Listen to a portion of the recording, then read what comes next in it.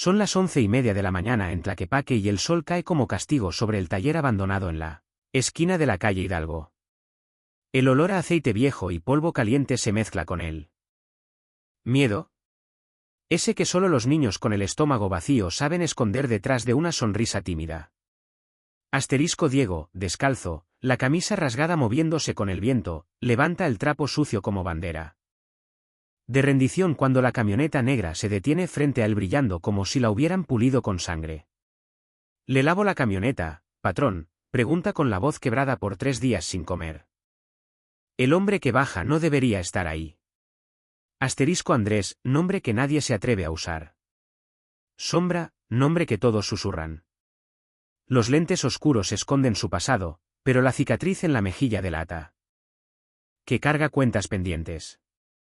Y cuando ve a ese niño flaco como promesa rota, algo dentro de él se mueve, algo que no encaja ni con sicario ni con excomandante de cartel. Lo que Diego no sabe es que esa misma mañana el CJNG encontró al ladrón que llevaba meses robando a familias como la suya, que Andrés está ahí por un motivo que nadie en el barrio comprendería y que al ofrecer lavar una camioneta por unas monedas, el niño abrió sin querer la puerta de una guerra que llevaba tiempo dormida hasta ahora. Porque lo que está sucio en esa calle no es la troca, es todo lo que respira alrededor. El aire espeso de Tlaquepaque cortaba como navaja oxidada. El sol de mediodía golpeaba el asfalto agrietado mientras una camioneta negra, reluciente como obsidiana, se estacionaba frente al taller mecánico abandonado. El motor se apagó con un suspiro metálico. Diego sintió el sudor correr por su frente polvorienta. Sus pies descalzos quemaban contra el pavimento mientras se acercaba al vehículo, la camisa rasgada colgando de sus hombros huesudos. 10 años de edad. Pero sus ojos ya conocían el hambre de 3 días sin comer. «¿Le lavo la troca, jefe?», preguntó con voz quebradiza, sosteniendo un trapo sucio como bandera de rendición. El hombre que bajó de la motocicleta al lado de la camioneta no respondió inmediatamente. Sus botas de piel crujieron contra el suelo. Alto. Corpulento, con lentes oscuros que reflejaban el mundo como espejos de obsidiana. Una cicatriz delgada atravesaba su mejilla izquierda, apenas visible bajo la sombra del sombrero negro. Andrés. Aunque nadie en este lado de la ciudad se atrevía a llamarlo por su nombre real, estudió al niño. El comandante Sombra había visto 1000 rostros suplicantes, 1000 manos extendidas, 1000 historias de desesperación, pero algo en este mocoso le removió algo enterrado en el pecho. Cuando su voz era grave, como piedras rodando por un precipicio. «Lo que usted guste dar, señor». «Mi mamá». Diego se detuvo tragando saliva. «Llevamos 3 días sin comer». El aire se espesó entre ellos. A lo lejos, el rugido de una motocicleta se aproximaba. Andrés no movió un músculo. Pero sus sentidos se agudizaron. Conocía ese sonido. Los tarántulas siempre llegaban en grupos. «¿Cómo te llaman, chamaco?» «Asterisco Nicolás, señor, pero todos me dicen Diego». «¿Y qué pasó con la comida, Diego?» El niño bajó la mirada, sus dedos apretando el trapo, hasta que los nudillos se pusieron blancos. «Un señor vino la semana pasada, dijo que era del gobierno, que había problemas con los apoyos de mi mamá. Se llamaba de asterisco Julián. Julián Zamora. Le quitó todo el dinero que teníamos guardado. Dijo que era para arreglar los papeles». Andrés sintió como se le endurecían los músculos de la mandíbula. Había escuchado ese nombre antes, Julián Zamora, un parásito que se alimentaba de la pobreza, que convertía la desesperación en ganancia personal. El rugido de las motocicletas se acercaba más, 3, tal vez 4. Andrés calculó distancias, tiempo, opciones de escape, pero el niño seguía ahí parado, inconsciente del peligro que se aproximaba como tormenta. «Órale, morro. Te voy a hacer una propuesta». Andrés metió la mano al bolsillo de su chamarra y sacó un fajo de billetes. Le entregó 500 pesos al niño. «Llévatelos a tu jefa.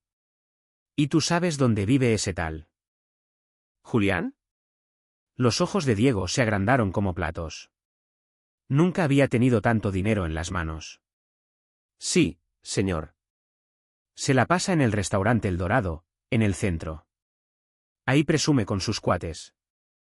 Las motocicletas doblaron la esquina. 3 hombres con playeras negras y tatuajes que parecían arañas. Los tarántulas venían directo hacia ellos. Andrés se irguió lentamente como depredador que reconoce el territorio de caza. Córrele a tu casa, chamaco, y dile a tu madre que mañana va a tener visita. Pero, señor, ¿y el lavado de su camioneta? Una sonrisa fría se dibujó en los labios de Andrés. Sus dedos rozaron la cacha de la pistola bajo la chamarra. Esa troca ya está limpia por dentro. Lo que está sucio es lo que hay alrededor. Las motocicletas se detuvieron a 20 metros. Los motores siguieron rugiendo como bestias hambrientas. Diego miró hacia atrás confundido, pero algo en los ojos del comandante Sombra le dijo que corriera. Que corriera rápido. Y mientras el niño se alejaba con los billetes apretados en el puño, Andrés caminó lentamente hacia los 3 hombres que habían venido a buscar problema. El sol de Tlaquepaque siguió quemando, pero ahora el verdadero fuego estaba a punto de empezar. 6 horas antes de encontrarse con Diego, Andrés había estado en una reunión muy diferente. La bodega del puerto de Guadalajara olía a salitre, diésel y sangre. Sec. 3 hombres colgaban de cadenas en el centro del espacio vacío. Sus rostros tumefactos, apenas reconocibles. No les gusta hablar, murmuró Dasterisco Cerebro, su hacker de confianza. Mientras tecleaba en una laptop llena de calcomanías de bandas de metal. Era un tipo flaco, nervioso, con lentes gruesos y dedos que se movían sobre el teclado como arañas veloces. Pero sus teléfonos ya cantaron todo. Andrés caminaba en círculos alrededor de los prisioneros. Sus pasos eran medidos, calculados. Cada sonido de sus botas contra el concreto resonaba como metrónomo de muerte.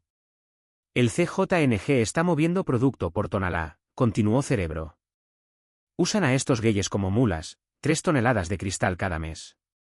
Y los números bancarios aquí están, jefe. Cerebro giró la pantalla. Cuentas en Panamá, Islas Caimán, hasta en Suiza. Estos cabrones manejan más lana que medio gobierno. Andrés se detuvo frente al hombre del centro, un tipo gordo con camisa de seda empapada en sudor y sangre. Le levantó la barbilla con un dedo. Oye, Ricardo, ¿verdad que así te llamas? Ricardo Venegas. Tienes 3 hijos, ¿no? Estudiando en escuelas privadas en Zapopan. Los ojos del hombre se agrandaron de terror. Por favor, comandante. Mis chamacos no tienen nada que ver. Tranquilo, gordo, no soy como ustedes. Andrés soltó su barbilla con desprecio. Pero tus hijos van a crecer sabiendo que su papá era una basura. Se dio la vuelta hacia Cerebro. Manda todo a la DEA y a la PGR, anónimo, y transfiéreme el 10% de estas cuentas antes de que las congelen. Nada más el 10. Con eso tenemos para 6 meses. El resto que se lo repartan entre las familias que jodieron estos cabrones. Andrés salió de la bodega sin mirar atrás. Afuera, su segundo al mando, un tipo moreno y fornido llamado Asterisco Lobo, fumaba recargado contra la camioneta negra. ¿Los soltamos, comandante? Déjalos ahí hasta mañana. Que se caguen del miedo. Luego los aventamos en la puerta de la PGR con toda la evidencia. ¿Y si hablan? Andrés se subió a la motocicleta Harley Davidson que siempre manejaba para recorridos de reconocimiento. El motor rugió como bestia despertando. Que hablen. Total, ya saben que estamos aquí. Mientras conducía por las calles polvorientas hacia Tlaquepaque, Andrés pensó en los últimos 3 años. Desde que había decidido separarse del CJNG y formar su propia célula independiente, cada día era una guerra silenciosa. No vendía drogas, no secuestraba, no extorsionaba comerciantes. Su negocio era otro, limpiar la porquería que otros dejaban. Los carteles tradicionales lo veían como traidor. El gobierno lo consideraba igual de peligroso que cualquier narco. La sociedad no sabía. si temerle o agradecerle. Pero él había encontrado algo parecido a la paz en esa guerra personal contra los depredadores. Su teléfono vibró, un mensaje de texto de un número desconocido. Tu tiempo se acaba, Sombra. El tarántula te manda saludos. Andrés sonrió bajo el casco. Los tarántulas llevaban meses tratando de ubicar sus operaciones. Era una organización más nueva. Más violenta, menos códigos, dirigida por un psicópata conocido como el Tarántula, que había crecido rápido, absorbiendo células desmanteladas de otros carteles. Al llegar a Tlaquepaque, apagó la moto frente al taller abandonado y observó el barrio. Casas de lámina y ladrillo, calles sin pavimentar, niños jugando fútbol con una pelota desinflada. Gente trabajadora, honesta. Jodida por un sistema que los había abandonado. Fue entonces cuando vio al niño acercarse. Ahora, después del encuentro con Diego y la confrontación silenciosa con los tarántulas que habían decidido retirarse al ver la frialdad en sus ojos, Andrés manejaba hacia el centro de Guadalajara, el restaurante El Dorado. Cerebro había hecho su trabajo rápido. Julián Zamora, 42 años. Empleado fantasma de la Secretaría de Desarrollo Social. En realidad, un estafador profesional que se hacía pasar por funcionario para robar apoyos gubernamentales. Vivía en una casa de clase media alta, manejaba un BMW y tenía cuentas bancarias que no coincidían con su salario oficial. Está cenando con dos viejas en el reservado del fondo, informó Lobo por radio. Pagó la cuenta con billetes de 500. Andrés estacionó la camioneta negra a media cuadra del restaurante. A través de los vidrios polarizados observó la entrada del lugar, elegante, lleno de ejecutivos y políticos menores. El tipo de lugar donde los parásitos como Julián presumían el dinero robado a familias como la de Diego. Se bajó de la camioneta. Sus botas resonaron contra la banqueta mientras caminaba hacia la entrada del restaurante. El valet, un muchacho de no más de 20 años, se acercó nervioso. ¿Ya ve, señor? Andrés le puso una mano en el hombro. No voy a tardar. El interior del restaurante, El Dorado, era un insulto dorado a la pobreza que se extendía a pocas cuadras.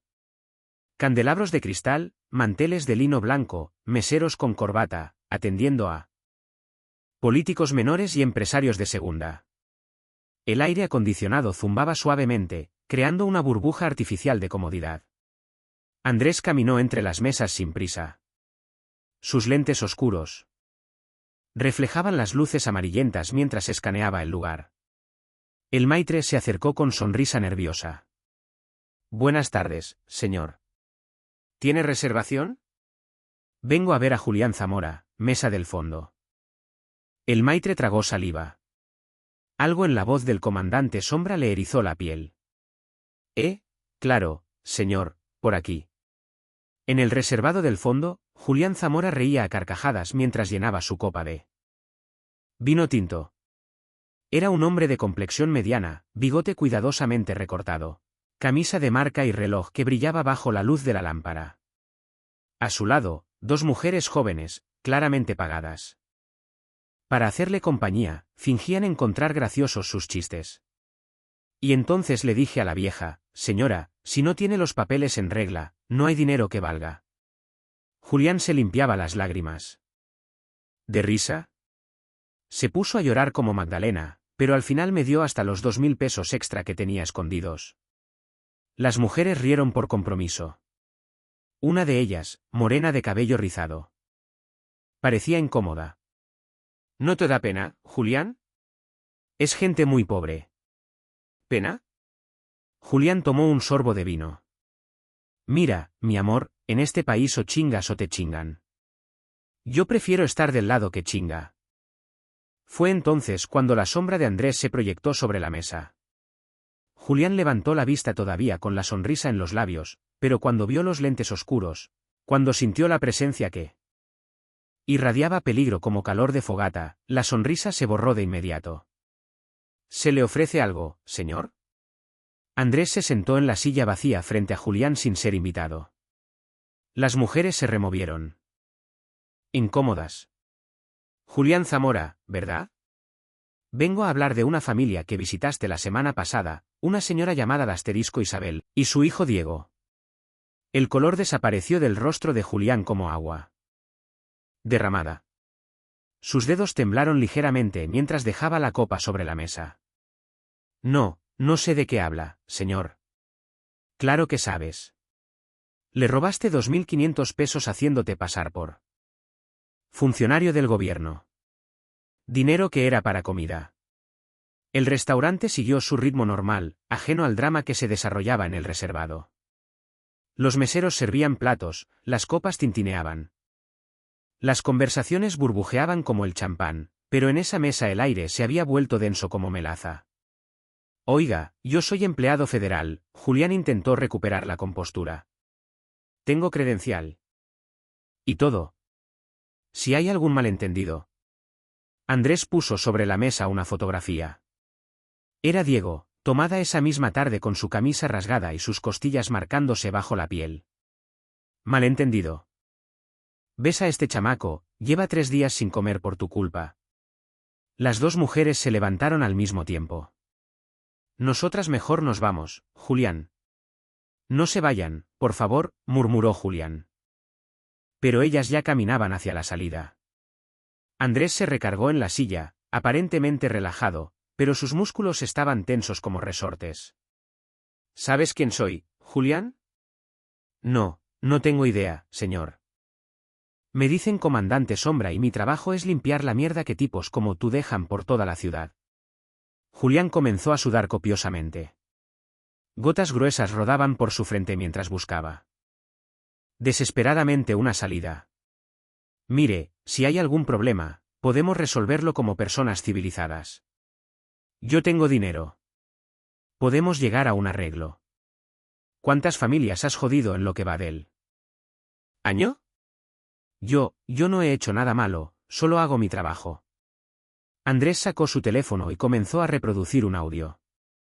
Era la voz de Julián grabada sin su conocimiento. Si no me das los 500 pesos extra, cancelo tu expediente y no vas a ver ni un peso de apoyo en los próximos 6 meses. Tú eliges, ¿pagas o tu familia se jode? La voz era clara, inconfundible. Julián cerró los ojos como si pudiera hacer desaparecer la realidad. Cerebro es muy bueno con la tecnología, explicó Andrés guardando el teléfono. Tu casa está llena de micrófonos. Sabemos de las 14 familias que has estafado en los últimos 3 meses.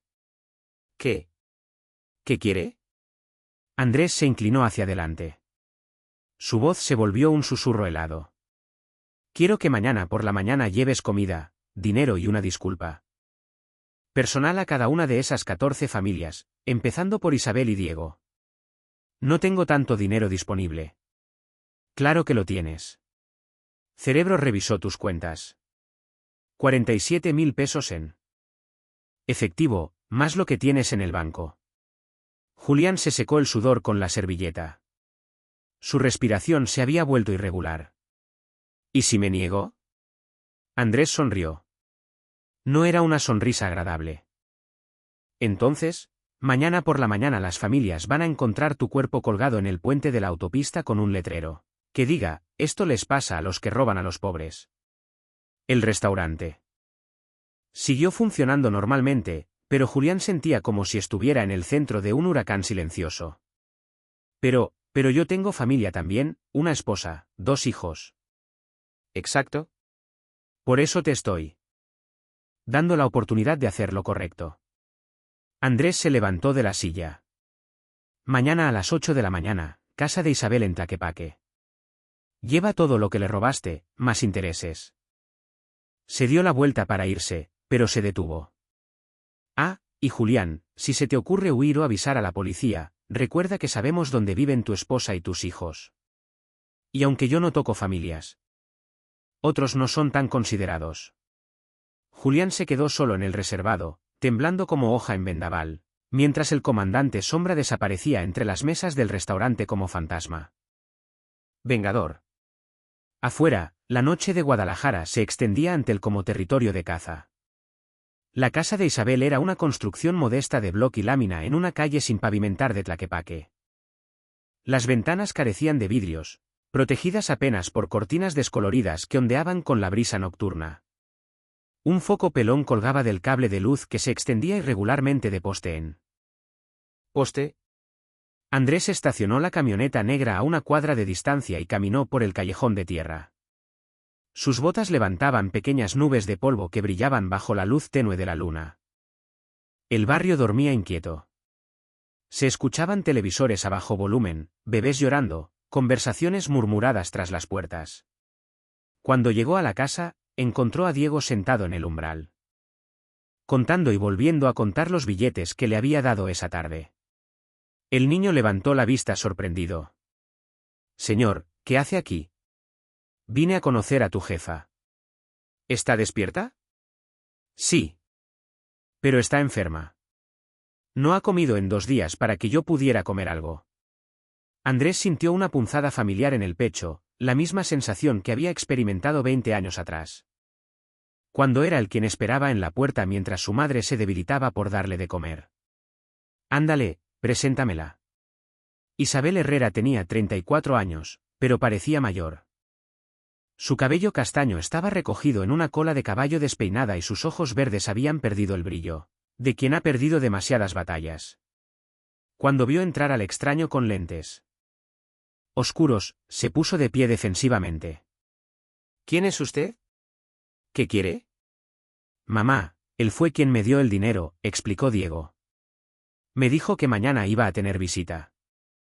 Andrés se quitó los lentes y el sombrero por primera vez en mucho tiempo. Permitió que alguien viera sus ojos sin filtros.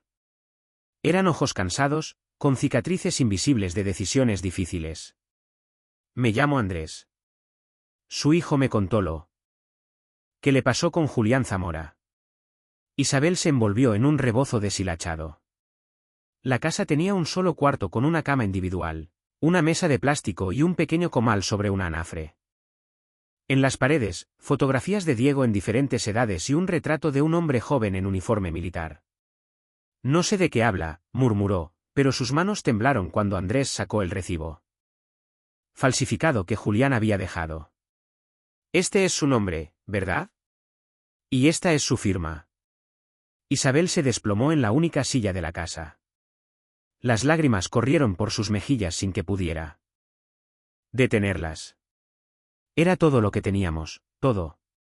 Mi esposo murió en Afganistán hace 3 años y desde entonces hemos vivido con lo que me dan de pensión y los programas sociales. Cuando ese hombre vino, pensé que era real, tenía identificaciones, sabía todos los datos de nuestro expediente». Andrés se sentó en el suelo a la altura de Diego, quien se había acurrucado junto a su madre. ¿Cómo era su vida antes de que llegara Julián? Mejor, la voz de Isabel se quebró. Yo trabajaba organizando a las mujeres del barrio. Conseguimos que pusieran alumbrado público, que arreglaran la escuela, que trajera una clínica móvil una vez a la semana. Pero después de que robaron nuestros ahorros, las otras señoras empezaron a dudar de mí. Dijeron que igual y yo me había quedado con dinero de los proyectos. Y dejé de organizar. ¿Cómo iba a seguir? Sin credibilidad, sin dinero, sin fuerza. Se limpió las lágrimas con el dorso de la mano. Además, tenía que buscar trabajo de lo que fuera, lavar ajeno, hacer comida para vender, lo que sea para que Diego no se muriera de hambre. Andrés observó las fotografías en la pared. En una de ellas, Isabel aparecía sonriente junto a un grupo de mujeres, sosteniendo una pancarta que decía, «Mujeres Unidas de Tlaquepaque por un barrio mejor». Y las otras señoras del grupo, algunas siguieron viniendo al principio, pero sin dirección, sin recursos. El grupo se fue deshaciendo. Ahora cada quien anda por su lado, igual de jodidas que antes. Diego se había quedado dormido, recargado contra el hombro de su madre. Isabel le acarició el cabello mientras hablaba. ¿Sabe qué es lo que más coraje me da? Que ese cabrón de Julián no solo nos robó dinero, nos robó la esperanza. La mía y la de todas las familias del barrio, que volvieron a creer que nadie las iba a ayudar nunca. Andrés se quedó en silencio durante varios minutos. Afuera, un perro ladraba en la distancia y se escuchaba el rumor de la ciudad que nunca duerme completamente. Isabel, ¿qué haría si recuperara el dinero? Primero, comprar comida para una semana. Segundo, llevarlo al doctor porque tiene tos desde hace un mes y no he podido pagar la consulta. Miró hacia su hijo dormido. Y tercero, no sé, tal vez intentar reunir otra vez a las señoras del grupo. ¿Y si le dijera que mañana va a recuperar todo lo que le robaron, más intereses? Isabel lo miró con desconfianza. ¿Usted quién es en realidad? Alguien que odia a los cabrones que se aprovechan de gente como usted. ¿Y qué quiere a cambio? Andrés se puso de pie y se dirigió hacia la puerta. Nada. Solo que cuando tenga fuerzas otra vez, recuerde que hay gente en este barrio que todavía necesita que alguien los organice. Antes de salir se detuvo junto a la fotografía del esposo de Isabel. ¿Cómo se llamaba? Carlos Herrera. Sargento Carlos Herrera murió peleando por un país que después abandonó a su familia. Murió haciendo lo que creía correcto, corrigió Isabel. Igual que yo cuando organizaba a las señoras. Andrés asintió lentamente. Había algo en esa mujer que le recordaba que todavía existían personas dispuestas a pelear por algo más grande que ellas mismas. Mañana a las 8 de la mañana va a tocar la puerta Julián Zamora. Va a traer todo lo que le robó y algo más. Después de eso, tal vez pueda volver a organizar a sus señoras. ¿Y usted cómo puede estar tan seguro? Andrés se puso los lentes oscuros y el sombrero antes de responder, porque a veces la justicia necesita un empujoncito. Salió de la casa dejando a Isabel con más preguntas que respuestas. Mientras caminaba de vuelta a la camioneta, su teléfono vibró. Era un mensaje de Cerebro. Los tarántulas están preguntando por ti en 3 barrios diferentes. El tarántula puso precio a tu cabeza. 5 millones. Andrés escribió de vuelta, qué barato me tienen. Pero mientras encendía la camioneta, sabía que el verdadero problema apenas estaba comenzando. Las 7:30 de la mañana encontraron a Julián Zamora temblando en su BMW, frente a la casa de Isabel. Había pasado la noche sin dormir, contando y volviendo a contar el dinero, imaginando 1000 formas de huir y descartándolas todas. El comandante Sombra tenía razón, sabía dónde vivían su esposa y sus hijos. Andrés observaba desde la azotea de una casa vecina con binoculares de campaña. A su lado, Lobo masticaba chicle y limpiaba meticulosamente una pistola 45. ¿Por qué no mejor lo quebramos y ya?, murmuró Lobo. Todo este teatro para un ratero de quinta. Porque no se trata del ratero, respondió Andrés sin bajar los binoculares. Se trata de que la gente vea que sí se puede hacer justicia. Abajo. Julián se bajó del auto cargando 2 bolsas de supermercado y un sobremanila. Sus pasos eran inciertos mientras se dirigía a la puerta de lámina. Isabel abrió la puerta con Diego escondido detrás de ella. Al ver a Julián, su rostro se endureció como cemento fresco. ¿Qué quiere? Julián extendió las bolsas con manos temblorosas. Señora Herrera, vengo a pedirle disculpas y a regresarle lo que se llevó el malentendido. ¿Malentendido? La voz de Isabel subió una octava. ¿Así le llama ahora a robar? Por favor, señora, aquí está su dinero. Sacó el sobre. 2.500 pesos más 1.500 de intereses y comida para 2 semanas. Diego se asomó por detrás de su madre, sus ojos grandes fijos en las bolsas. Isabel tomó el sobre sin dejar de mirar a Julián con desprecio. ¿Y ahora qué? ¿Se supone que le diga gracias? Yo solo sigo órdenes, señora. ¿Órdenes de quién? Julián miró nervioso hacia los lados, como si esperara que el comandante Sombra apareciera de entre las sombras. De alguien que me convenció de hacer lo correcto. Desde la azotea, Andrés vio cómo Isabel se irguió, recuperando algo de la autoridad que había perdido. Está bien, pero esto no se queda aquí. Usted va a ir con todas las familias que estafó y va a hacer lo mismo. Sí, señora, ya tengo la lista. Y otra cosa, Isabel dio un paso hacia. Adelante. Va a venir conmigo a la Junta de Colonos de mañana. Va a confesar públicamente lo que hizo y va a explicar cómo funciona la estafa para que nadie más caiga. Julián palideció. Señora. Si hago eso, me pueden meter a la cárcel. Esa es su bronca. Mi hijo pasó 3 días sin comer por su culpa. El teléfono de Andrés vibró. Era un mensaje urgente de Cerebro. Convoy de tarántulas. Moviéndose hacia tu posición. 4 vehículos, vienen armados hasta los dientes. Andrés bajó los binoculares y le hizo una seña a Lobo. Vámonos, ya cumplimos aquí. Y Julián que se las arregle. Ya hizo su parte. Pero al bajar por la escalera de caracol que los llevaría a la calle, escucharon el rugido de motores acercándose. Demasiado tarde. 3 camionetas negras sin placas doblaron la esquina a alta velocidad, derrapando en la tierra suelta. De ellas saltaron 8 hombres vestidos de negro con chalecos antibalas y armas largas. El distintivo de la araña tatuado en sus antebrazos. Brillaba bajo el sol matutino. Los vecinos que habían salido a ver el espectáculo de Julián corrieron hacia sus casas como cucarachas cuando se enciende la luz. Comandante Sombra. Gritó el líder del grupo, un tipo calvo con cicatrices de quemaduras en la mitad del rostro. Sabemos que estás aquí. El tarántula quiere hablar contigo. Andrés hizo señas a Lobo para que rodeara. Por el callejón trasero. Él mismo sacó su radio portátil. Cerebro, necesito distracción. Nivel 5. ¿Entendido, jefe? Dame 30 segundos. Abajo, Isabel había empujado a Diego dentro de la casa y cerrado la puerta. Julián estaba petrificado junto a su BMW, atrapado entre el miedo a huir y el miedo a quedarse. El líder de los tarántulas se acercó a Julián. ¿Tú conoces al comandante Sombra? No, no sé de qué habla. El sicario le puso el cañón del rifle en la frente. No me mientas, güey. Tenemos fotos tuyas cenando con él ayer. En ese momento, las sirenas comenzaron a sonar. Por toda la ciudad.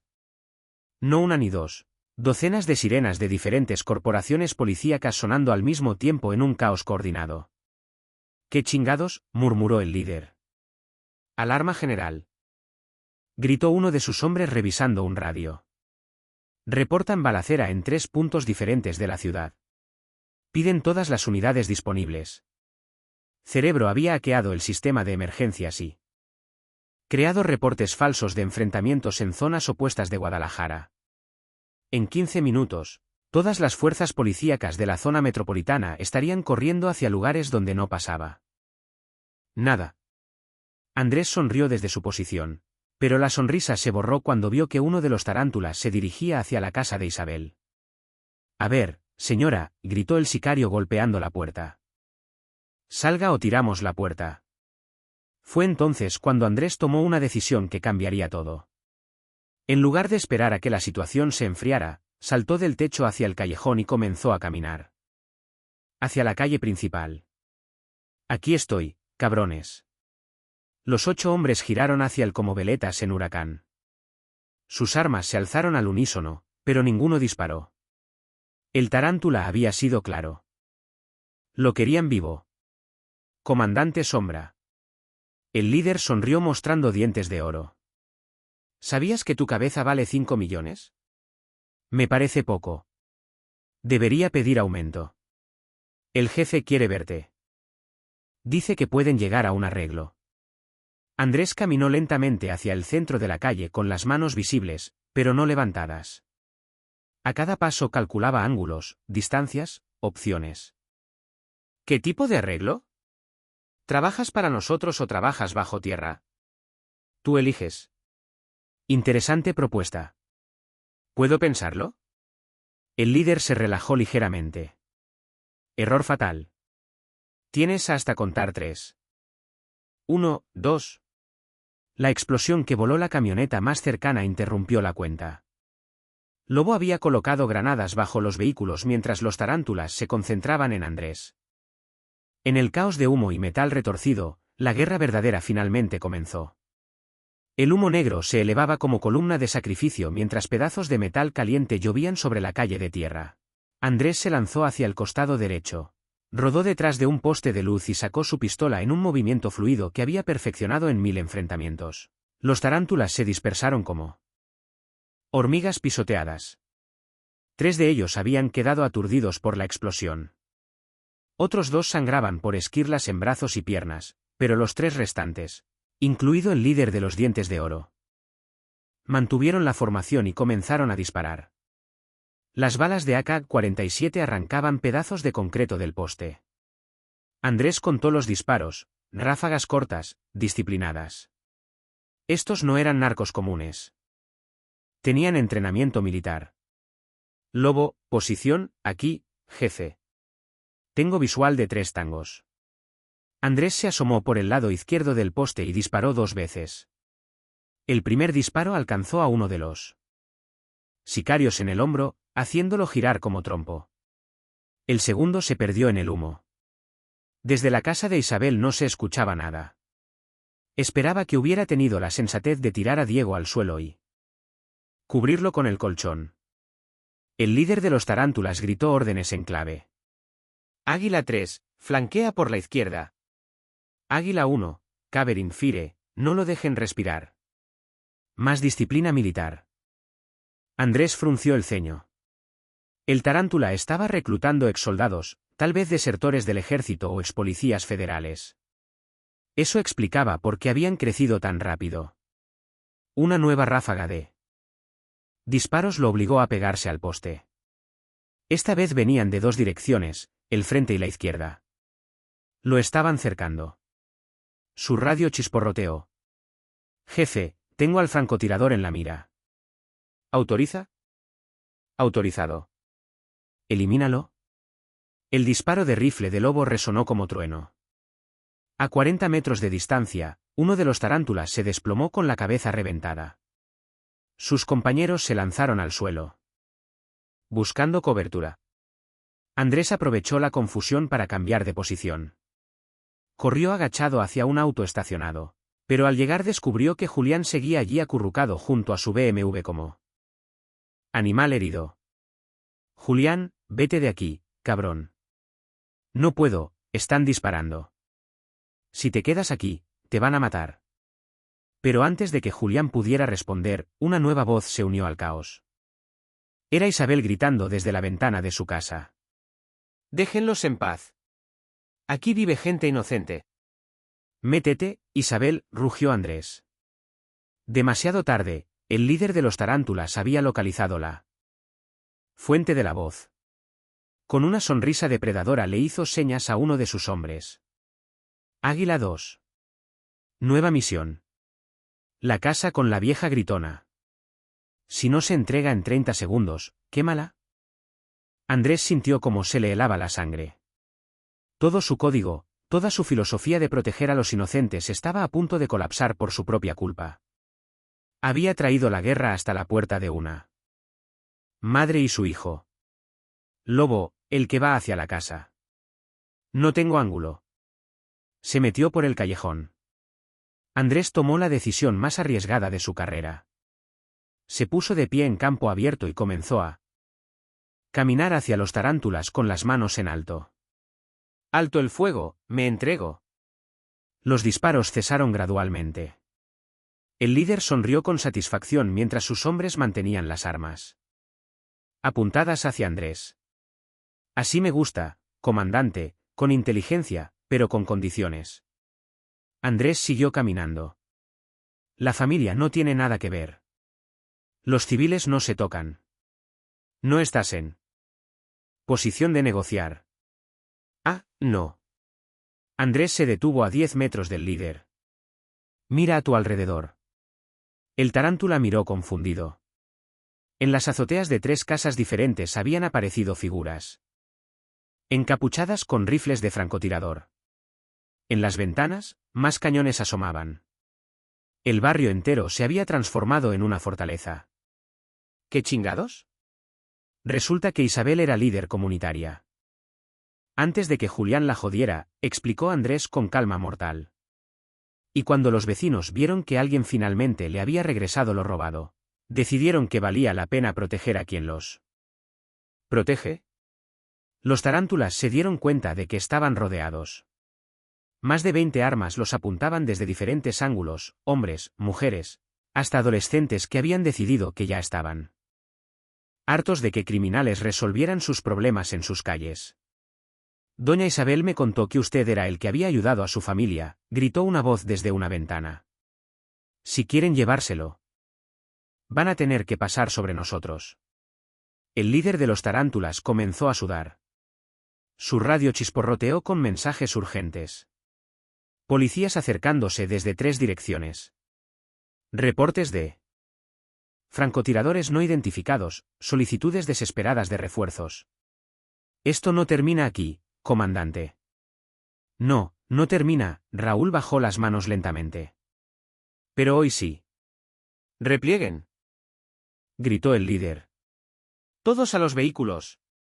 Pero cuando se dieron la vuelta descubrieron que sus camionetas estaban rodeadas de llantas ponchadas y cristales rotos. Los niños del barrio habían aprovechado el tiroteo para sabotear los vehículos. Van a tener que caminar, anunció Andrés. Pero les doy 5 minutos de ventaja antes de que suelte a mis francotiradores. Los tarántulas se alejaron a pie, cargando a sus heridos entre la humillación de haber sido derrotados por un barrio pobre organizado en menos de media hora. Cuando finalmente se perdieron de vista, Andrés se dirigió hacia la casa de Isabel. Ella salió con Diego pegado a su falda, pero ya no parecía la mujer quebrada de la noche anterior. En sus ojos había vuelto la chispa del liderazgo. ¿Cómo empezó? Cuando empezaron los balazos, mandé a Diego con doña Carmen, explicó Isabel. Después me asomé y vi que eran muchos contra pocos. Les grité a los vecinos que si hoy no defendíamos a quien nos había defendido, mañana nadie iba a defendernos a nosotros.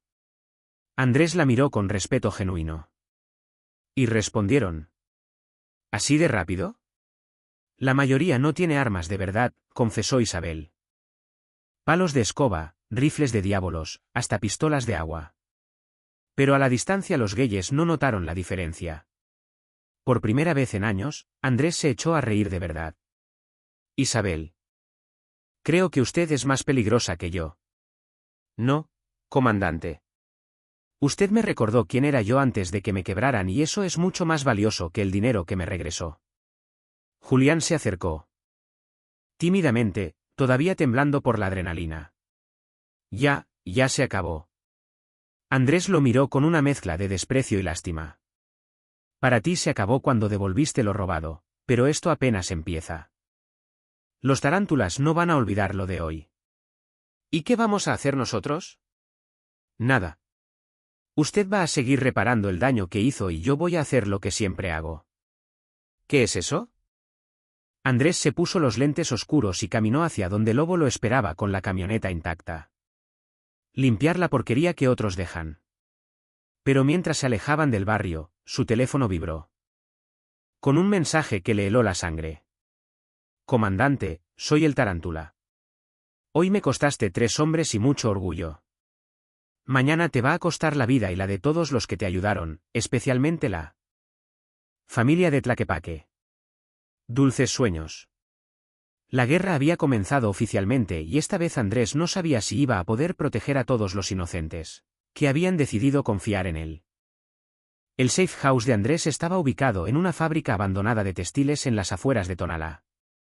Máquinas oxidadas se alzaban como esqueletos metálicos bajo la luz filtrada que se colaba por los tragaluces rotos.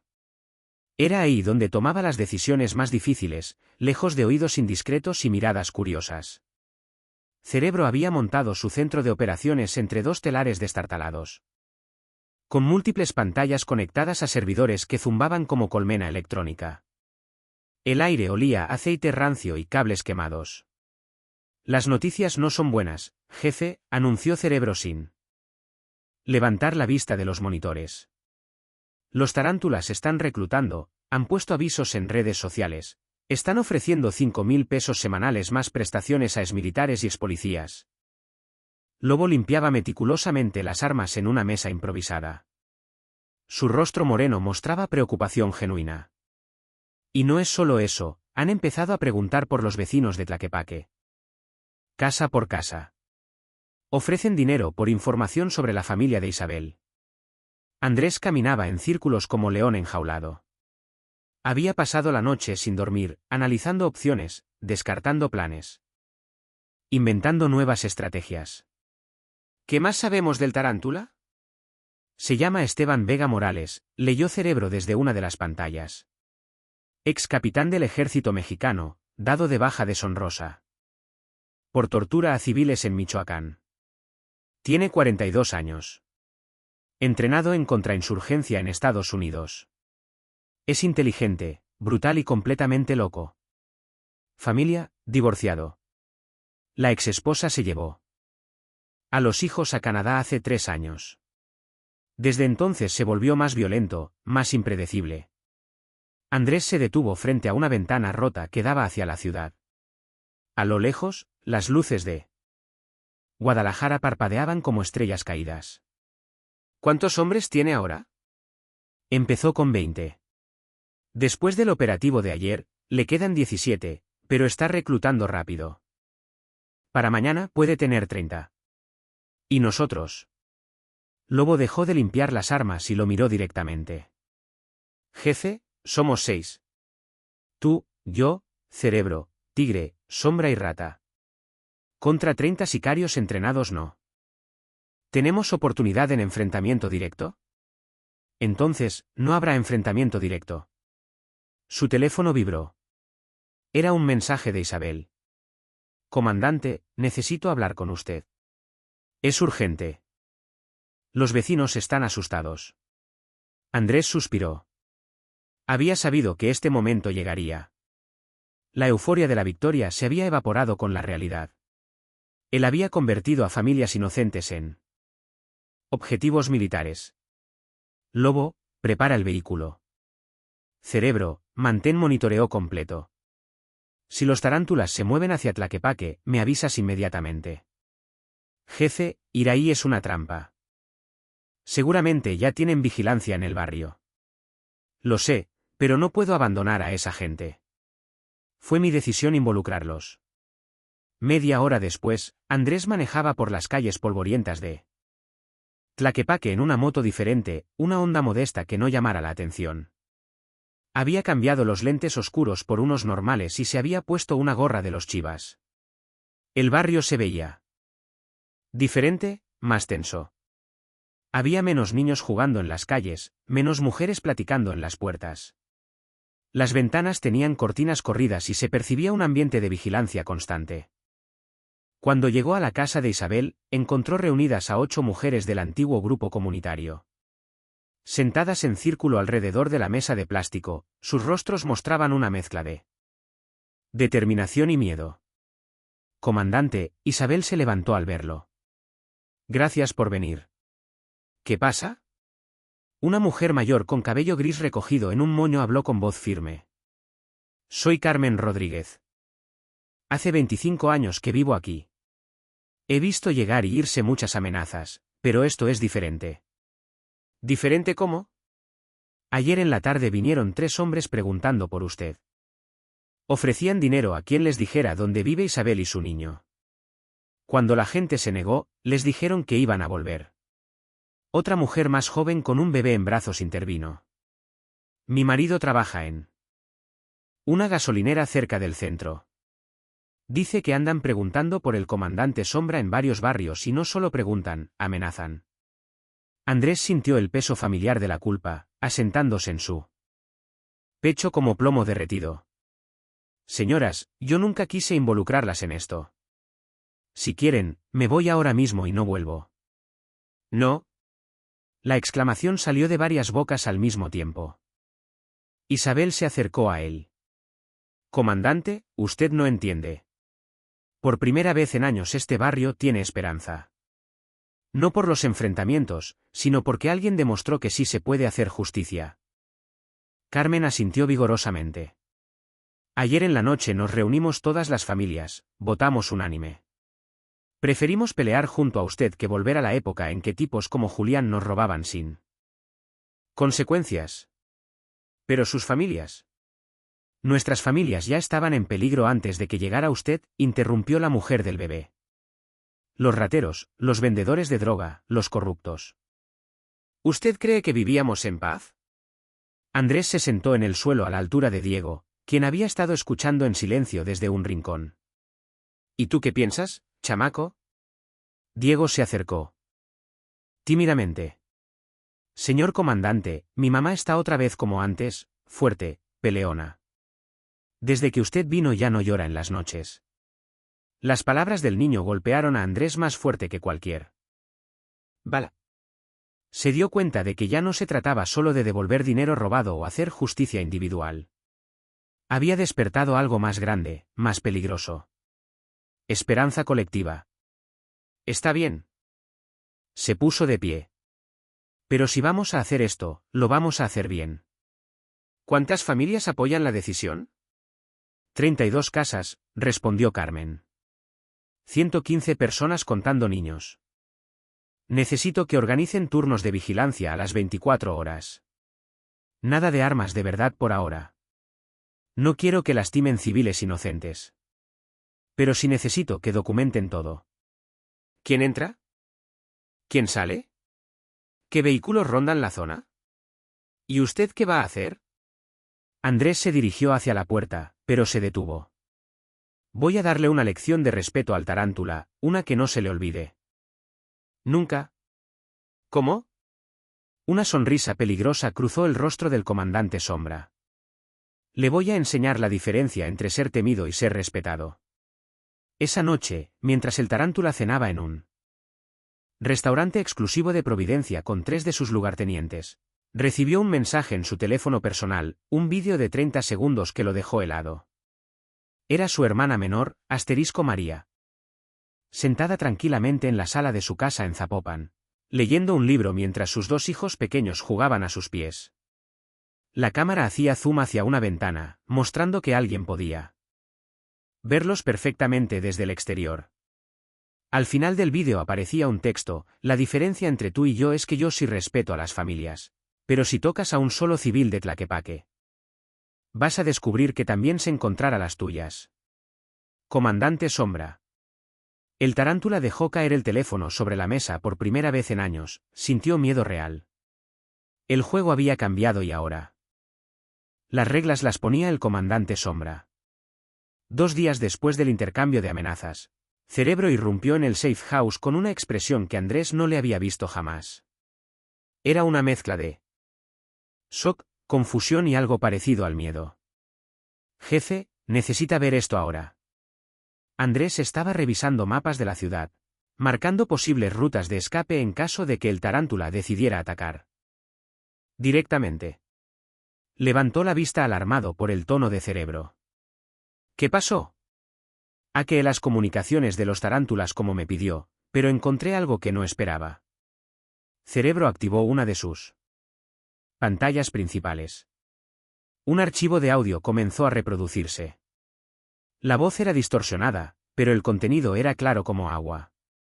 El objetivo prioritario sigue siendo Andrés Vázquez Guerrero, alias Comandante Sombra. La operación debe parecer un enfrentamiento entre carteles. Nada de supervivientes, nada de testigos. ¿Y las instrucciones sobre la familia del niño? Colateral necesario. Si eliminamos a Sombra y a todos los que lo apoyan, mandamos un mensaje claro. No hay protección para quienes desafían el sistema. Entendido, señor. Y después del operativo, el tarántula será eliminado. También, un accidente durante el enfrentamiento. Los medios reportarán que 2 células criminales se mataron entre ellas. El audio terminó. Andrés se quedó inmóvil durante varios segundos procesando lo que había escuchado. Su nombre real, información que solo unas pocas personas conocían. ¿Reconoces la voz? Preguntó con frialdad mortal. Está distorsionada digitalmente. Pero corrí análisis de patrones de habla contra bases de datos públicas. Hay un 86% de probabilidad de que sea el gobernador del estado, Aurelio Mendoza Villarreal. La revelación golpeó a Andrés como tsunami. Durante 3 años había pensado que luchaba contra carteles, contra corrupción, contra delincuentes comunes. Nunca se había imaginado que el mismo gobierno estatal estuviera orquestando su eliminación. ¿Desde cuándo está el gobernador involucrado con los tarántulas? Es peor que eso, jefe. No está involucrado con ellos, los está usando.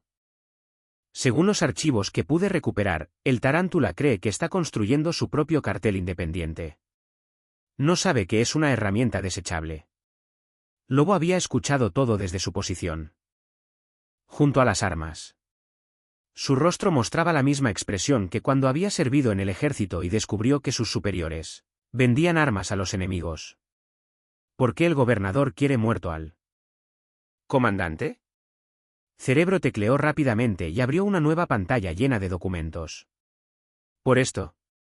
El último operativo contra los traficantes de cristal en el puerto no solo desmanteló una célula del CJNG, también interceptamos dinero que estaba destinado a cuentas fantasma del gobierno estatal. Andrés se acercó a la pantalla. Los números eran claros. Transferencias millonarias desde operaciones de narcotráfico hacia cuentas vinculadas con funcionarios de alto nivel. El gobernador Mendoza no solo protege a los carteles, se lleva un porcentaje de sus ganancias. ¿Y tú, jefe? Te has convertido en una amenaza para su modelo de negocio. ¿Cuánto tiempo llevamos interfiriendo sin saberlo?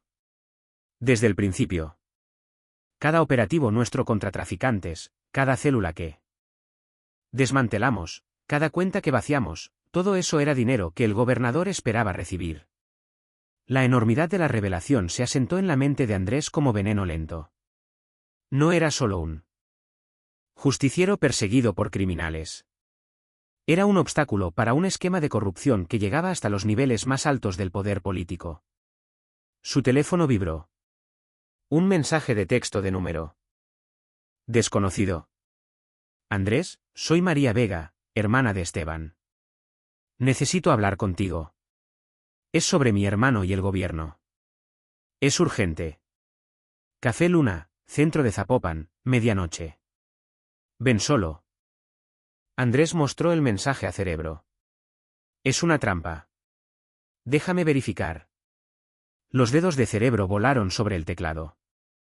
María Elena Vega Morales, 38 años, enfermera del IMSS, divorciada. 2 hijos, sin antecedentes penales. Vive en Zapopan, en la misma casa que aparece en el vídeo que mandaste. Y la llamada salió desde el hospital donde trabaja. Está en turno. ¿Y jefe? ¿Hay algo más? ¿Qué? María Vega llamó a la línea de denuncia anónima de la PGR hace 3 semanas. Reportó actividades sospechosas de su hermano, pero no dijo que era familia directa. Andrés caminó hacia la ventana rota. La decisión era arriesgada, pero necesaria. Si María tenía información sobre la conexión entre el tarántula y el gobernador, podía ser la clave para entenderla verdadera magnitud del problema. Lobo, prepara equipo de emergencia. Posición de Overwatch en el café. Si es una trampa, quiero tener salidas. Jefe, esto huele mal. La hermana del tarántula que aparece justamente después de que descubrimos la conexión gubernamental. Lo sé, pero también es la única oportunidad de obtener información desde adentro. A las 11:45 de la noche, Andrés estaba sentado en una mesa del fondo del Café Luna. El lugar estaba casi vacío, un mesero aburrido, una pareja joven y un hombre leyendo periódico. Lobo había confirmado por radio que no había movimiento sospechoso en 3 cuadras a la redonda. María Vega llegó puntual. Era una mujer delgada, de cabello castaño recogido en cola de caballo, con ojeras que hablaban de demasiadas noches sin dormir. Llevaba uniforme de enfermera y sus manos temblaban ligeramente. Se sentó frente a Andrés sin ordenar nada. ¿Es usted el comandante Sombra? Depende de quien pregunte. Soy la hermana de Esteban y necesito que lo mate antes de que mate a más inocentes. La frialdad de su voz sorprendió a Andrés. No había emociones, no había lágrimas, solo determinación desesperada. ¿Por qué? María sacó un sobremanila de su bolsa y lo deslizó sobre la mesa. Porque mi hermano se volvió loco y porque el gobernador lo está usando para eliminar a cualquiera que interfiera con su negocio, incluyendo policías honestos, periodistas incómodos y justicieros en motocicleta. ¿Qué contiene el sobre? Pruebas. Fotografías de reuniones entre mi hermano y funcionarios del gobierno, grabaciones de conversaciones telefónicas, números de cuenta bancaria. Todo lo que necesita para saber que está peleando contra algo mucho más grande que un cartel común. Andrés abrió el sobre y revisó rápidamente el contenido. Había fotografías del gobernador reuniéndose con el Tarántula en un rancho privado, documentos de transferencias bancarias y transcripciones de conversaciones telefónicas que confirmaban lo que Cerebro había descubierto. ¿Por qué me ayuda? María lo miró directamente a los ojos por primera vez. Porque mi hermano ya no es la persona que conocí. El ejército lo quebró, el divorcio lo terminó de joder y ahora el poder lo ha vuelto un monstruo. Hace 2 semanas torturó a una familia completa solo porque el padre se negó a vender droga. ¿En su tienda? ¿Y usted cómo sabe todo esto? Porque Esteban todavía me busca cuando tiene pesadillas. Llega borracho a mi casa y me cuenta todo lo que hace, esperando que lo tranquilice como cuando éramos niños. Lágrimas comenzaron a rodar por sus mejillas. Pero ya no puedo consolarlo. Ya no puedo pretender que mi hermano menor no se convirtió en el tipo de persona que nuestro padre nos enseñó a odiar. Andrés cerró el sobre. ¿Qué quiere a cambio? Que cuando lo mate sea rápido y que no toque a mis hijos. Yo no mato familiares inocentes. ¿Y a los no inocentes? Andrés se levantó de la mesa. Esos a veces se matan solos. Mientras salía del café, Andrés sabía que todo había cambiado. Ya no luchaba contra criminales comunes, luchaba contra el sistema completo y por primera vez en su carrera no estaba seguro de poder ganar. Al amanecer del día siguiente, Andrés estaba sentado en el techo de la fábrica abandonada, viendo salir el sol sobre Guadalajara mientras fumaba el primer cigarro que se había permitido en 3 años.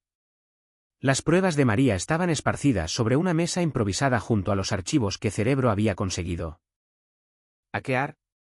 La imagen era devastadora. Una red de corrupción que se extendía como telaraña desde el Palacio de Gobierno hasta las calles más pobres de la ciudad. El gobernador Mendoza no solo protegía las operaciones del narcotráfico, las administraba como si fueran empresas estatales. Lobo subió las escaleras de caracol con 2 tazas de café instantáneo. ¿Ya decidiste qué vamos a hacer, jefe? Andrés aplastó el cigarro contra el concreto. Vamos a hacer lo que siempre hemos hecho. Limpiar la porquería. Pero ahora sabemos que la porquería llega hasta arriba. ¿Y cómo se limpia algo así? Antes de que Andrés pudiera responder, su teléfono comenzó a sonar. Era Isabel y su voz sonaba alterada. Comandante, necesita venir. ¿Pasó algo con Diego? El corazón de Andrés se aceleró. ¿Qué pasó? No, por teléfono. Venga rápido. La línea se cortó. Andrés guardó el teléfono y se dirigió hacia las escaleras.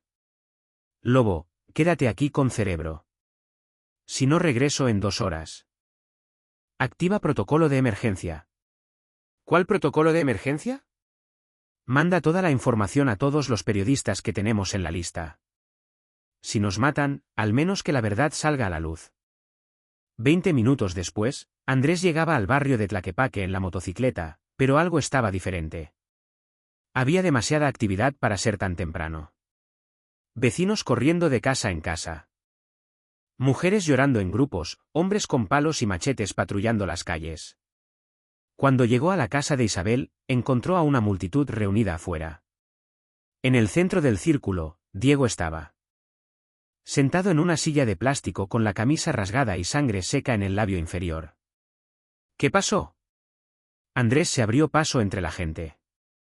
Isabel se acercó a él con los ojos rojos de llorar de rabia. Los hijos de perra vinieron por él cuando iba a la escuela. Los tarántulas. No, la voz de Diego sonó débil, pero clara. Eran policías. Policías de verdad, con uniformes y patrulla. Andrés se arrodilló frente al niño. ¿Qué te dijeron, chamaco?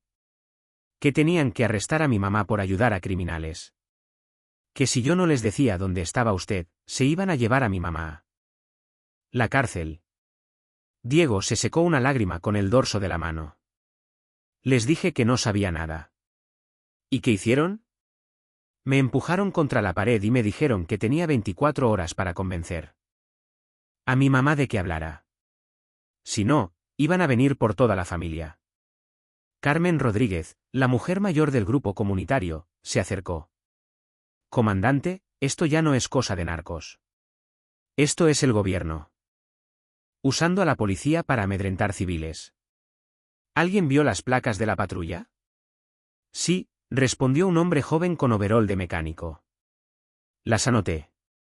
También tomé fotos con mi celular. Le mostró las imágenes a Andrés. Efectivamente, eran policías estatales auténticos con uniforme reglamentario y vehículo oficial. ¿Cuántos eran?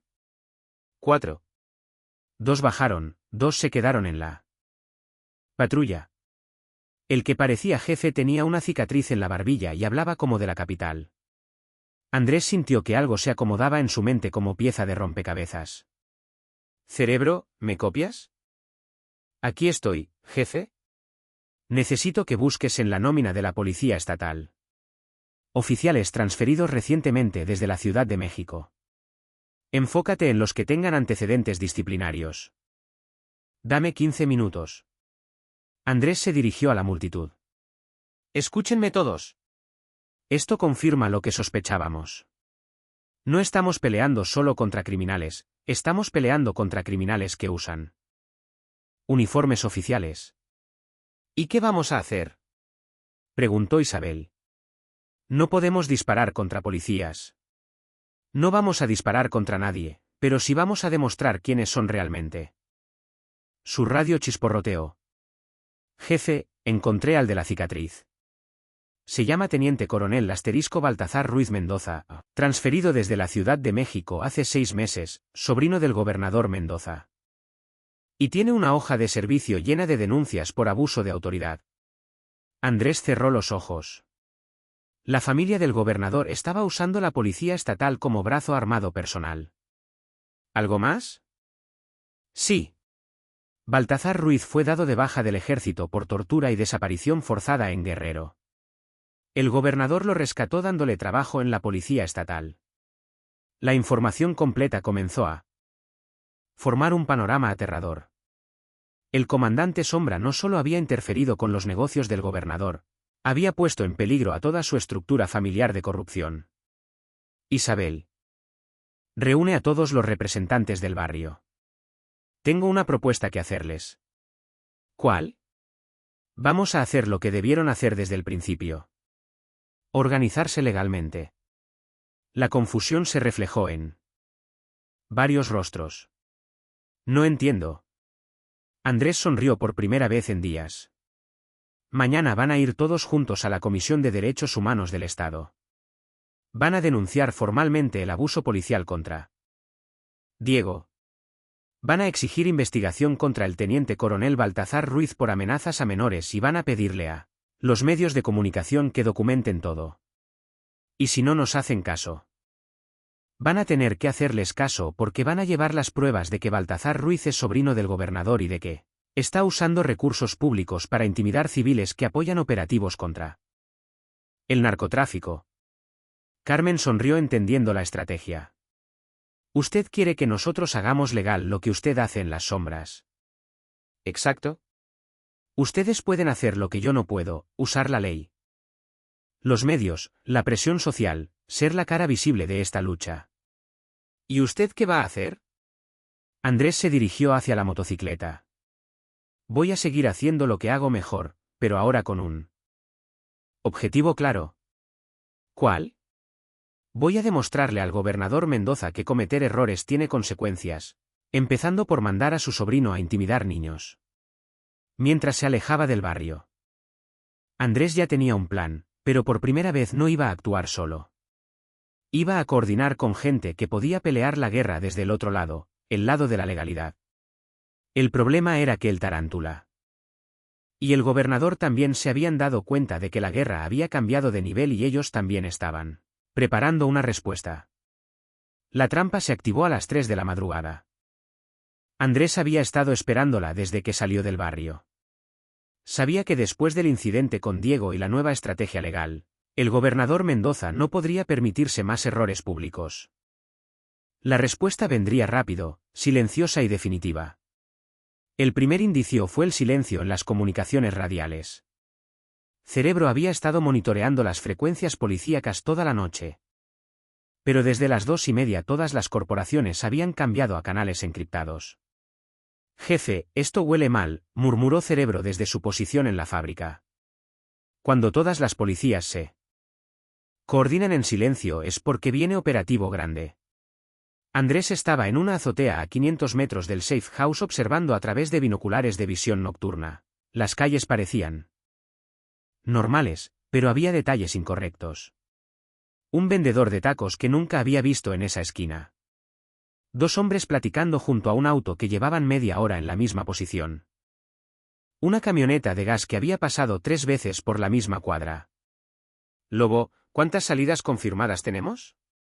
4. Pero si vienen en serio, van a bloquear todas simultáneamente. El plan de Andrés había funcionado demasiado bien. Al involucrar a la comunidad en acciones legales, había forzado al gobernador a tomar medidas desesperadas. El problema era que las medidas desesperadas suelen ser las más letales.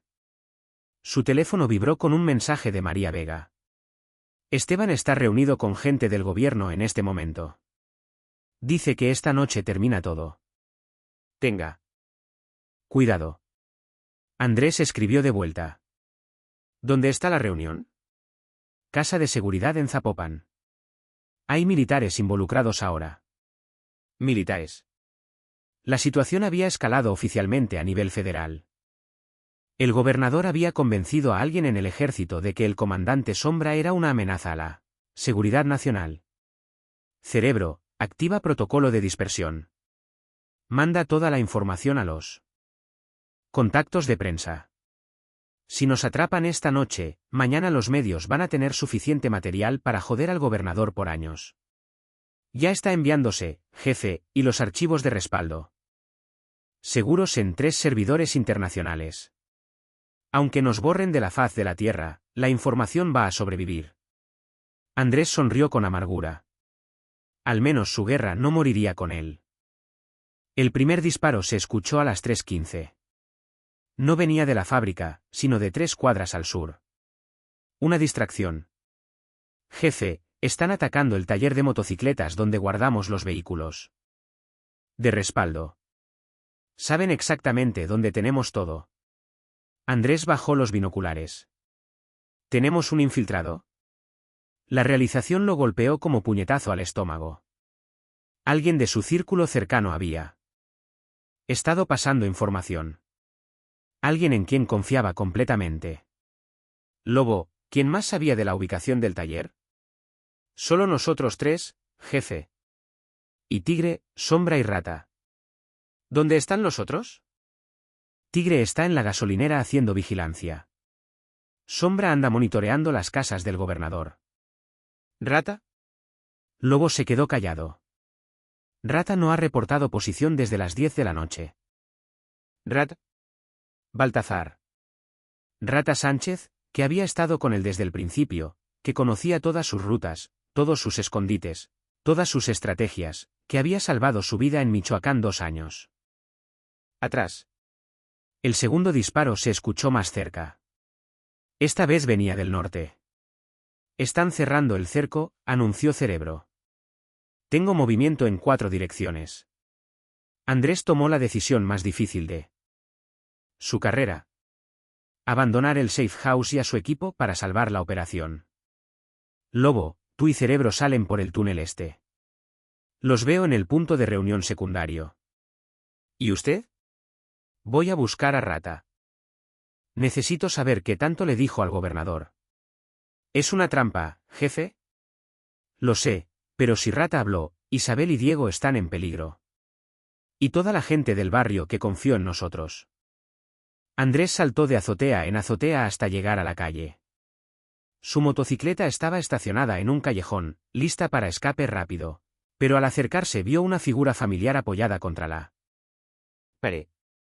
Rata estaba ahí fumando tranquilamente, como si no hubiera tiroteos a 3 cuadras de distancia. «Hola, comandante», dijo sin moverse. «Llegaste más rápido de lo que pensé». «¿Cuánto tiempo llevas trabajando para ellos?» «Desde Michoacán, desde que me salvaste de los federales». Andrés sintió como se le revolvía el estómago. Michoacán había sido su primera operación grande contra él. CJNG. Rata había sido rescatado de un grupo de federales corruptos que lo estaban torturando por información. Todo fue actuado, todo. Los federales, la tortura, el rescate dramático. El gobernador necesitaba a alguien cerca de ti y yo necesitaba trabajo después de que me dieron de baja del ejército. Y las veces que me salvaste la vida. Órdenes de mantener vivo al objetivo.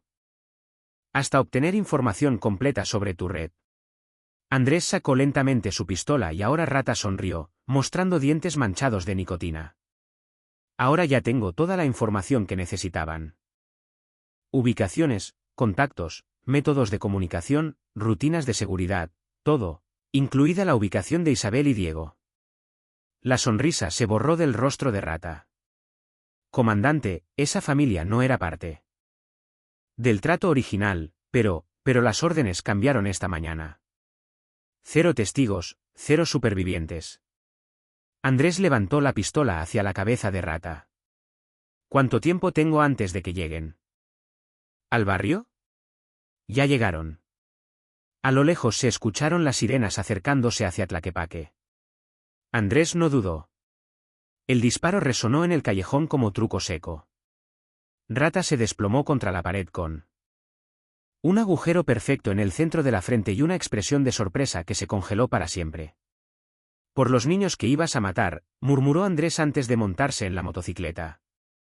El motor rugió como bestia herida mientras volaba por las calles de Guadalajara hacia Tlaquepaque. Su radio chisporroteaba con reportes urgentes de Cerebro. «Jefe, intercepté las comunicaciones. 3 convoy de policías estatales y una unidad del ejército se dirigen al barrio. ETA, 8 minutos. Órdenes de operativo, detención de terroristas. Autorización para uso de fuerza letal si hay. Resistencia. Terroristas».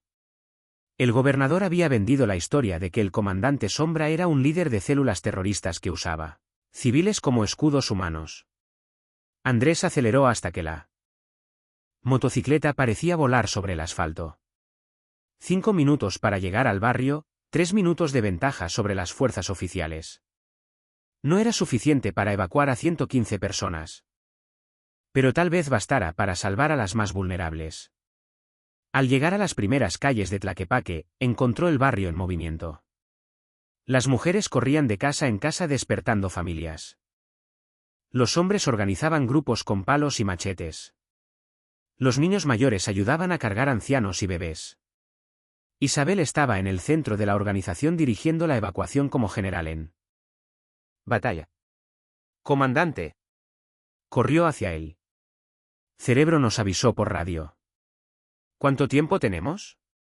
4 minutos, máximo 5. No alcanza. Tenemos personas discapacitadas, ancianos que no pueden caminar.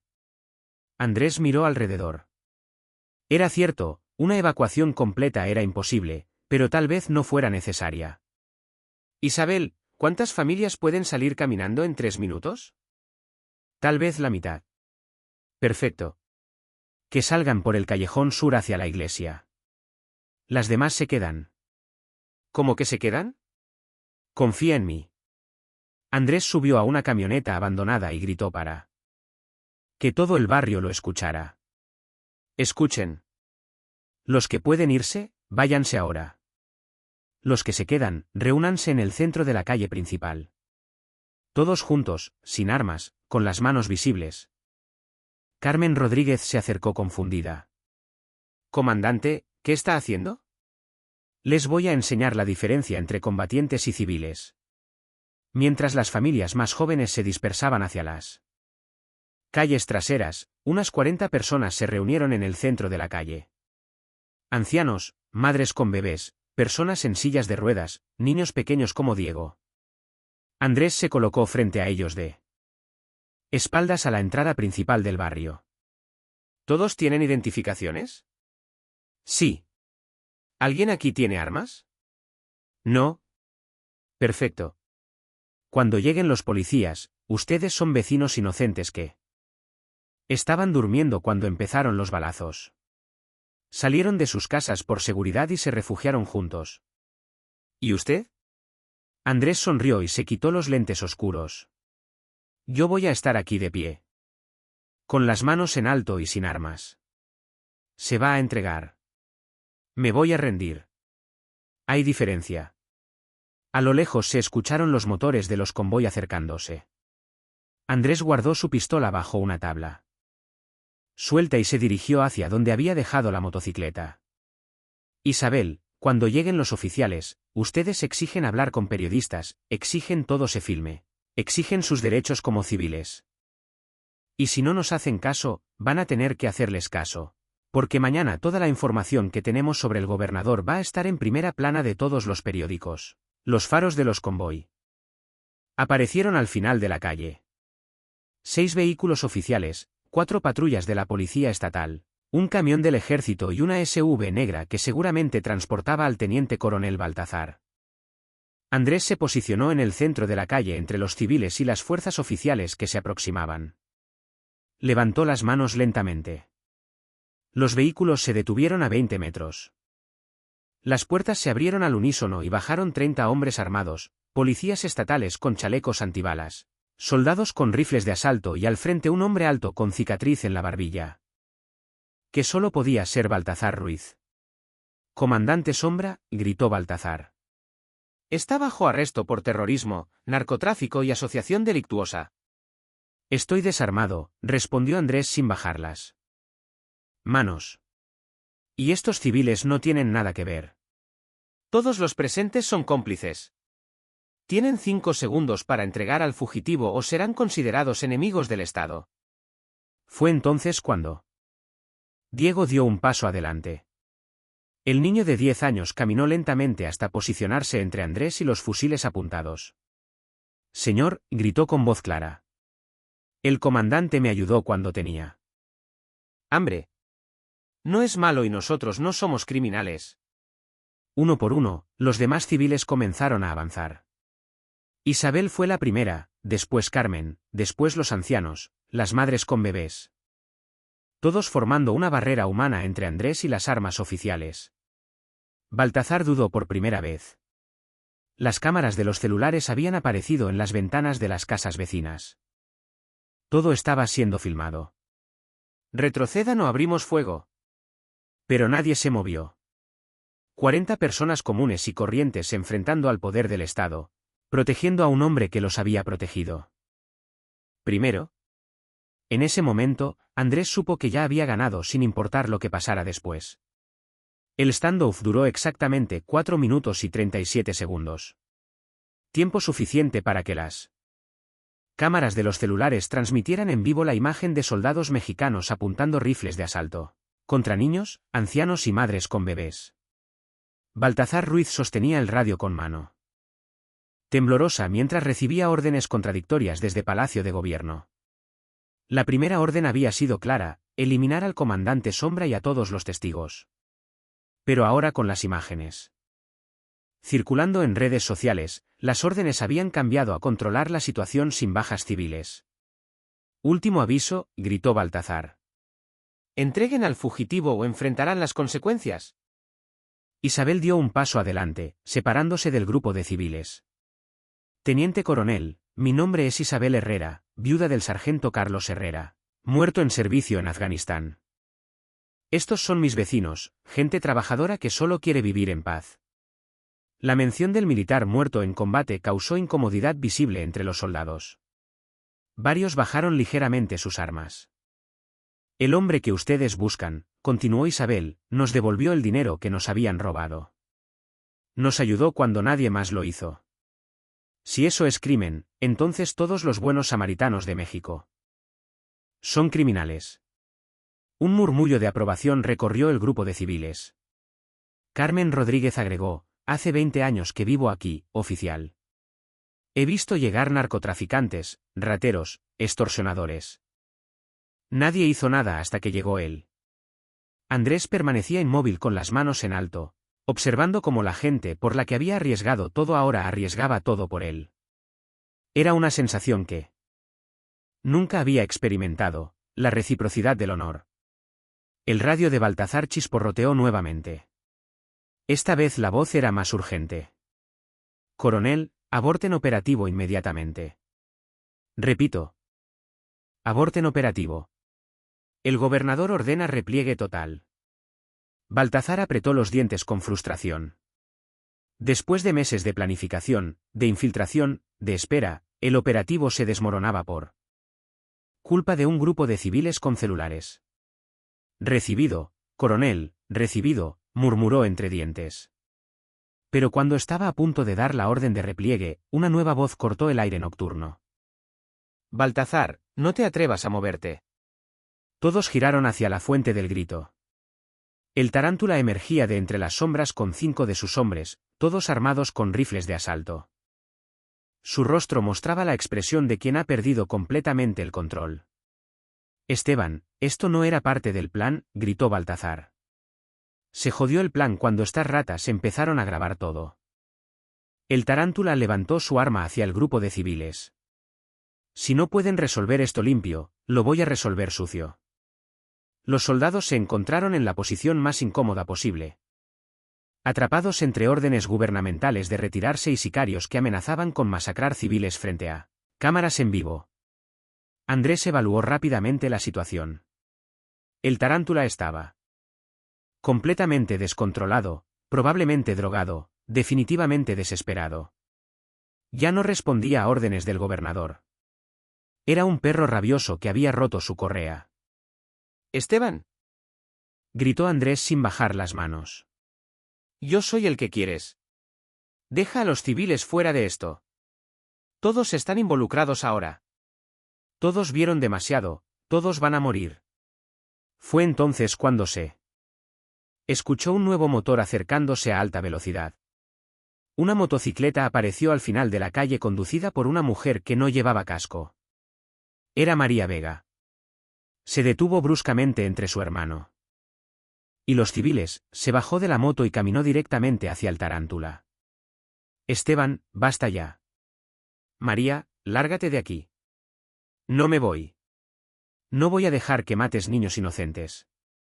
Estos cabrones me jodieron la vida. Destruyeron todo lo que había construido. María se acercó más. Desarmada, vulnerable, pero determinada. Lo que habías construido era una mierda, hermano. Era dinero sucio. Poder robado, respeto basado en miedo. Era todo lo que me quedaba. No, me quedas yo. Te quedan tus sobrinos. Te queda la posibilidad de ser mejor persona. El tarántula comenzó a temblar. Las drogas, la presión, la desesperación. Todo se concentraba en sus dedos que apretaban el gatillo. Ya es demasiado tarde para mí, María. Nunca es demasiado tarde. Andrés vio la oportunidad. Mientras el tarántula estaba distraído con su hermana, se movió lentamente hacia la derecha, alejándose de los civiles. Esteban, gritó, aquí estoy, termina esto conmigo.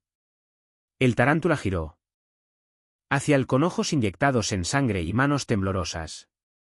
Tú. Todo esto es tu culpa. Tienes razón, todo es mi culpa, pero termina conmigo, no con ellos. El tarántula levantó el rifle. María gritó. Los civiles se agacharon. Baltazar gritó órdenes contradictorias. Los soldados no sabían a quién apuntar.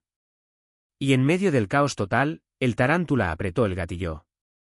Pero el disparo no fue suyo. El disparo había venido desde la azotea de una casa a 50 metros de distancia. Lobo bajó lentamente su rifle de francotirador mientras el tarántula se desplomaba en el asfalto con un agujero limpio en el centro del pecho. María corrió hacia su hermano caído, pero ya era demasiado tarde. Esteban Vega miraba el cielo nocturno con ojos vidriosos. Su última expresión. Una mezcla de alivio y confusión. ¿Por qué?, susurró María, arrodillada junto al cuerpo. Los hombres del Tarántula, sin su líder, bajaron las armas lentamente. Baltazar aprovechó la confusión para dar la orden que había estado esperando. Todos al suelo, manos atrás de la cabeza. Pero antes de que alguien pudiera reaccionar, el rugido de múltiples motores llenó el aire. Por todas las calles del barrio aparecieron vehículos de medios de comunicación, camionetas con antenas, reporteros con cámaras, equipos técnicos con luces brillantes. Cerebro había cumplido su parte del plan. Los archivos enviados a los periodistas no eran solo evidencia para publicar después, incluían la ubicación exacta y el horario del operativo. Todos los medios importantes de Guadalajara habían llegado al lugar exacto en el momento preciso. En vivo desde Tlaquepaque, gritaba una reportera mientras corría hacia el centro de la acción. Fuerzas estatales y federales rodean a civiles en operativo contra supuesto terrorista. Las luces de las cámaras iluminaron la escena como estadio de fútbol. Baltazar se encontró súbitamente con 10 micrófonos apuntando hacia su rostro. Coronel, ¿puede explicar por qué soldados mexicanos estaban apuntando armas contra niños? ¿Es cierto que este operativo fue ordenado directamente por el gobernador? Confirma que el fallecido es Esteban Vega, conocido como el Tarántula. Baltazar retrocedió completamente perdido. Su radio chisporroteaba con órdenes desesperadas desde Palacio. Retírense inmediatamente. No hablen con prensa. Nieguen todo. Andrés aprovechó la confusión mediática para acercarse a María, que seguía arrodillada junto a su hermano muerto. Lo siento, le murmuró. María lo miró con ojos llenos de lágrimas. Pero sin odio. No se disculpe, mi hermano murió hace años. Lo que mataron esta noche era solo lo que quedaba. ¿Qué va a hacer ahora? Seguir siendo enfermera, cuidar a mis hijos y asegurarme de que la historia real de mi hermano salga a la luz. Mientras los reporteros seguían bombardeando a Baltazar con preguntas, Isabel se acercó a Andrés. Comandante, los medios quieren hablar con ¿usted? No voy a hablar con nadie. ¿Por qué? Andrés miró hacia donde Diego jugaba tranquilamente con otros niños, ajenos al caos de adultos que los rodeaba. Porque esta historia no es mía. Es de ustedes. Ustedes fueron los que se organizaron legalmente, los que enfrentaron al abuso de autoridad, los que demostraron que los civiles pueden defenderse sin violencia. Pero usted fue quien empezó todo. Yo solo limpié una porquería. Ustedes construyeron algo mejor en su lugar. Andrés comenzó a alejarse hacia las sombras mientras los reflectores seguían iluminando el centro del barrio. Pero Diego corrió tras él. Señor comandante, ¿se va? Andrés se agachó a su altura. Por un tiempo, chamaco, pero ahora ya no me necesitan. Tienen algo mejor que un justiciero. ¿Qué es? ¿Eso? Tienen justicia de verdad. Mientras se alejaba en la motocicleta por callejones oscuros, Andrés escuchó los reportes de radio confirmando lo que ya sabía. El gobernador Mendoza acababa de renunciar por razones de salud. Los archivos de Cerebro ya estaban siendo transmitidos en vivo por todos los canales. La guerra había terminado, pero por primera vez había terminado bien. 6 meses después, en una tarde calurosa de Tlaquepaque, Diego lavaba cuidadosamente una camioneta roja estacionada frente a la tienda de Doña Carmen, pero ya no era el niño flaco y desesperado de antes. Llevaba uniforme escolar limpio, zapatos nuevos y en su rostro había la confianza de quien sabe que alguien lo protege. La tienda de Carmen había crecido hasta convertirse en centro comunitario. Isabel dirigía reuniones semanales donde discutían problemas del barrio, organizaban proyectos, coordinaban con nuevas autoridades municipales que realmente los escuchaban. 10 pesos por el lavado completo, señora, dijo Diego sonriendo mientras entregaba las llaves. Aquí tienes, chamaco, y dile a tu mamá que mañana tenemos junta para hablar del nuevo puente peatonal. Diego guardó el dinero en una bolsita de tela. Ya no necesitaba trabajar por supervivencia. Lo hacía porque le gustaba sentirse útil, porque había aprendido la dignidad del trabajo. Honesto. Al caminar hacia casa, encontró a Julián Zamora cargando bultos de cemento en una obra de construcción. El exestafador había perdido peso, ganado músculos y en sus ojos ya no había la astucia depredadora de antes. ¿Qué tal, Diego? Bien, señor Julián. ¿Cómo va el trabajo? Pesado, pero honesto. Julián se limpió el sudor de la frente. Tu mamá dice que vas muy bien en la escuela. Sí, quiero estudiar leyes cuando sea grande, para ser abogado, para asegurarme de que nadie más le robe a familias pobres. Julián asintió con respeto genuino. El niño que había conocido hambriento se estaba convirtiendo en el hombre que algún día lo haría rendir cuentas de forma legal. En casa, Isabel preparaba la cena mientras revisaba documentos del nuevo proyecto de vivienda digna que había conseguido gestionar ante las autoridades federales. Ya no era solo una líder local, se había convertido en la voz de varios barrios similares en toda la zona metropolitana. ¿Cómo te fue hoy, mi amor? Bien, mamá. Lavé 3 carros y la maestra dijo que mi ensayo sobre justicia social fue el mejor de la clase. Isabel sonrió con orgullo. El ensayo se titulaba El día que aprendí que los héroes no usan máscaras, sino que enseñan a otros a ser valientes. Mientras cenaban, Diego encontró algo debajo de su plato, un sobre pequeño con su nombre escrito en letra que reconocía perfectamente. Adentro había una fotografía, él mismo lavando la camioneta roja esa tarde, pero tomada desde un ángulo que solo alguien en una azotea lejana podría haber capturado. Al reverso, con la misma letra firme, sigue estudiando.